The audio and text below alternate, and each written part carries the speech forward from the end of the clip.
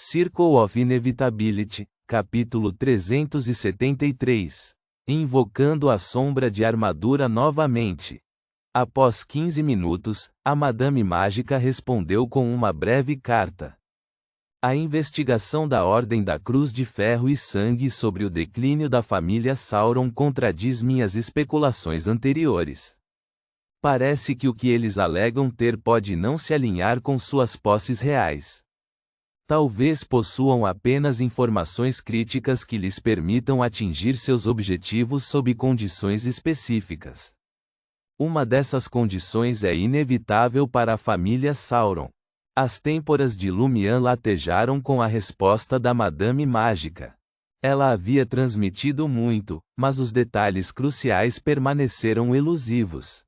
Enquanto ele entendia cada palavra individualmente, o significado combinado delas o iludiu. O que a Ordem da Cruz de Ferro e Sangue realmente possui e o que ela quer? Lumian massageou as têmporas e continuou lendo. Esta situação apresenta perigo e oportunidade para você. Investigar a verdade por trás da queda da família Sauron é uma missão que aguardo ansiosamente. O Senhor Tolo atribuiu esta missão de longo prazo ao nosso clube de tarô, assim como o 2 de copas interagindo com a seita das demônias para confirmar a condição da demônia primordial. Não há necessidade de pressa. Não tenha pressa. Mesmo que leve anos para ser concluída. Lumian ficou surpreso. Ele esperava que a portadora da Carta dos Arcanos Maiores de Franca, Madame Julgamento, concordasse com seu contato com a seita das demônias. Mas que tipo de missão aterrorizante era essa para verificar a condição da demônia primordial? Essa era uma verdadeira divindade. Com base no conhecimento recente de Lumian de várias fontes, não apenas a observação direta das divindades era impossível, mas tentar entender sua situação específica era extremamente perigoso. Quanto aos deuses malignos, como aquele conhecido como inevitabilidade, a mera consciência de sua existência equivalia à corrupção. Uma missão de longo prazo, uma tarefa que só poderia ser completada quando Franca alcançasse o status de semideusa? Lumian leu pensativamente a última frase da resposta da Madame Mágica. Concentre-se neste assunto. Se precisar de ajuda ou se encontrar em apuros, entre em contato comigo com antecedência. Quanto à Ordem Aurora, evite participar de outras missões. Concentre-se na Ordem da Cruz de Ferro e Sangue. Acredito que o Sr. K entenderá. A Madame Mágica havia me encarregado anteriormente de me infiltrar na Ordem Aurora e lentamente ganhar a confiança do Sr. K, com o objetivo final de me tornar um oráculo. No entanto, é aparente pelo seu tom que as prioridades mudaram. Agora, ela enfatiza dar precedência à Ordem da Cruz de Ferro e Sangue. Lumian discerniu isso como um sinal significativo de sua resposta. Chamas carmesins irromperam quando Lumian queimou a carta em sua mão.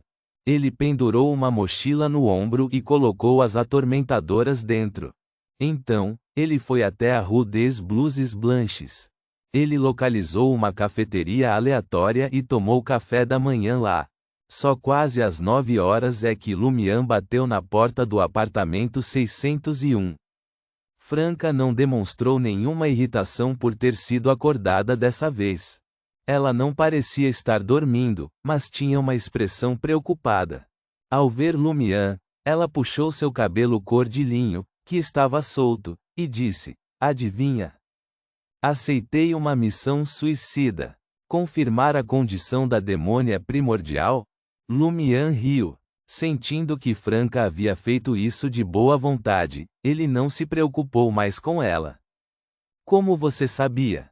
Franca perguntou, surpresa. Você quer ouvir a verdade ou uma mentira? Para a mentira, eu adivinhei.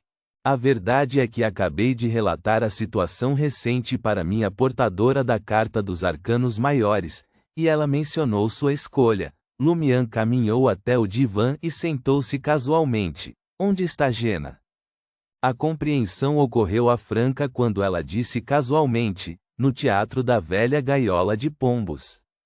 Desde que recebeu a compensação do pai, ela tem estado interessada em instigação. Ontem, ela procurou uma atriz coadjuvante cujo contrato havia expirado e a convenceu a mudar para um teatro no Quartier de la Cathédrale Commémorative. Embora isso tenha aumentado sua renda significativamente, eu poderia ter igualado a oferta se tivesse sido informado. O teatro da velha gaiola de pombos tem sido bastante lucrativo ultimamente. Franca não guardava rancor de Jenna porque Jenna havia buscado sua opinião de antemão e obtido sua aprovação. Ela acreditava que tais instigações eram benéficas. Além disso, ter uma atriz coadjuvante saindo abriu oportunidades para aprendizes como Jenna e as ex-dançarinas. Após relatar o assunto brevemente, Franca suspirou e continuou: Madame Julgamento só quer que eu interaja com a seita das demônias. Sob a condição de que eu controle meus desejos e estado mental, posso usar seus recursos para me aprimorar, monitorar suas atividades e entender seus planos imediatos. Confirmar a condição da demônia primordial pode ser considerado uma vez que eu realmente alcance a divindade e me torne uma santa.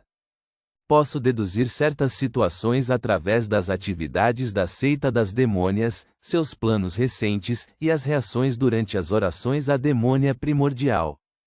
Você não está preocupada com a missão? Lumian ergueu as sobrancelhas. Franca suspirou.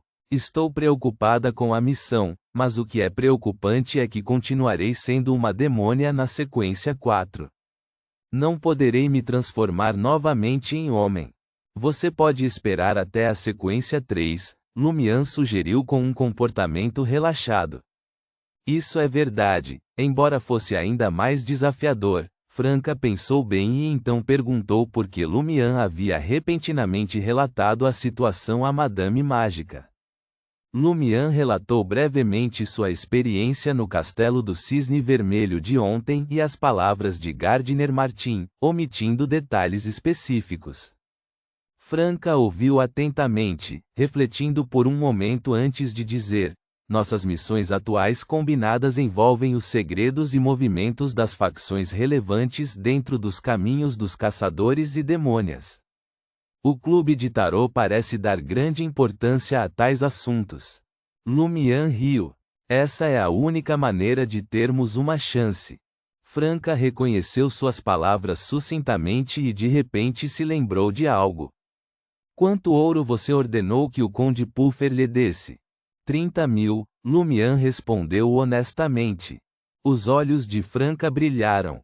Quanto ouro você tem agora? 75.000.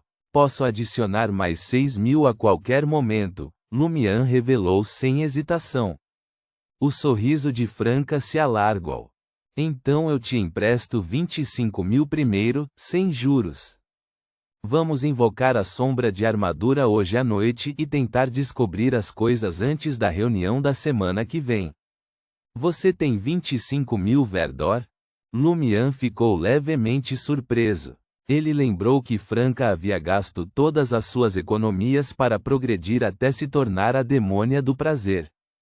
Franca disse presunçosamente: recebi 20.000 Verdor por ajudar você a lidar com Guillaume Benet, e Gardner Martin tem sido bem generoso ultimamente. Ele me confiou a administração da maior parte dos ganhos do teatro da velha gaiola de pombos e das dançarinas. A Madame Julgamento até me deu 10.000 para apoiar minhas atividades. Seus ganhos também são bem impressionantes. Lumian percebeu que, embora os lucros do teatro da velha gaiola de pombos e das dançarinas pudessem não se igualar aos da Salle de Balbrise, eles eram, sem dúvida, substanciais. Se Franca pudesse reivindicar uma parte significativa deles, ela poderia facilmente ganhar cerca de 20.000 por mês. Ele assentiu e disse: tudo bem, faremos o ritual de invocação às 11 da noite no mesmo lugar da outra vez. A alegria de Franca era palpável. Vou providenciar alguém para trocar as 25.000 moedas de ouro imediatamente. Reticências. Tarde da noite, nas docas Riste, dentro dos restos carbonizados de um edifício. Franca observou Lumian enquanto ele montava o altar e colocava todo o ouro sobre ele. Em vez de ficar fora da parede de espiritualidade, ela escolheu permanecer ao lado de seu companheiro. Lumian procedeu a acender as velas uma a uma, deixando o óleo essencial pingar. Dando um passo para trás, ele entoou: "O tolo que não pertence a esta era." Reticências. Quase simultaneamente, Franca recitou o nome honroso do Senhor Tolo, garantindo sua segurança na presença do poder do ritual. Logo, em meio à névoa tênue e à sensação de perigo iminente, Lumian recitou a parte final do encantamento. Em nome do grande tolo, eu invoco o espírito que vagueia pelo vazio, uma combinação de inúmeras sombras, a criatura contratada de Lumian Li. Dentro da luz oscilante das velas, uma porta etérea adornada com símbolos enigmáticos se materializou. Dela surgiu uma figura sombria vestida com uma armadura escura que lembrava escamas de peixe. Assim como antes, cada escama parecia ter um rosto, cada um pertencendo a uma criatura diferente. Essas são realmente escamas de peixe. Franca não conseguia desviar o olhar, sua antecipação e ansiedade anulavam o ambiente assustador que o cercava e a evidente malevolência que emanava da sombra de armadura. Lumian olhou nos olhos da sombra de armadura e falou em Hermes: "Cumprirei o contrato e lhe oferecerei ouro avaliado em 100.000 verdor." Para ser honesto, Lumian nutria algumas dúvidas sobre o valor de 100.000 verdor em ouro. As taxas de câmbio em constante mudança entre verdor e ouro o deixaram incerto se ele deveria preparar o valor com base na taxa de câmbio no momento da assinatura do contrato ou na taxa atual. Como precaução, ele havia adquirido apenas um valor adicional de 1.000 verdor em ouro como reserva.